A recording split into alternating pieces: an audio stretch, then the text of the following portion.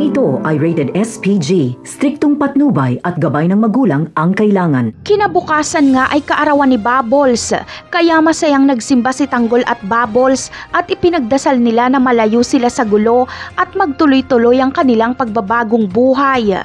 Pagkatapos nilang magsimba ay naghiwalay na sila. Pauwi na si Bubbles at si Tanggol naman ay pupunta sa Kamao Gym para dalawin si Santino. Ngunit may nakaambang panganib pala kay Bubbles dahil inaabangan na siya nila Pablo para dukutin, at noong magkaroon nga ng pagkakataon ng mga tauhan ni Pablo ay tagumpay nga nilang nadukot si Bubbles, at dahil wala si Tanggol ay walang nakapagligtas kay Bubbles. Sa mismong kaarawan ni Bubbles ay gagawin ni Pablo ang kanyang kahayupan. Pagsasamantalahan niya ito, uuwing lupaypay si Bubbles habang si Tanggol naman ay mapapaaway sa Kamao Gym. Nagkaroon kasi ng kaisparing si Santino na madumi maglaro. Kahit bagsak na si Santino ay sinusuntok pa rin ito.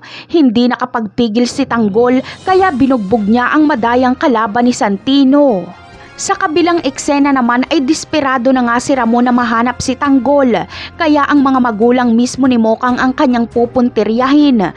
Dadakpin nila Ramon sila Nita at Marsing. Paaaminin ni Ramon sila Marsing kung sino ang taong kalaguyo ni Mokang, at sa takot nila Marsing na baka tapusin sila ni Ramon ay ituturo niya si Tanggol. Sasabihin ni Marsing na si Tanggol lang ang may lakas ng loob na tangayin si Mokang.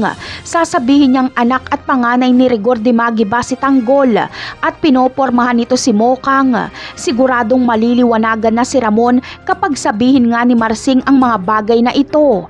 Ano kaya ang hatol na gagawin ni Ramon kay David at Olga? Yan ang aabangan natin sa mga susunod na episode. Paalam!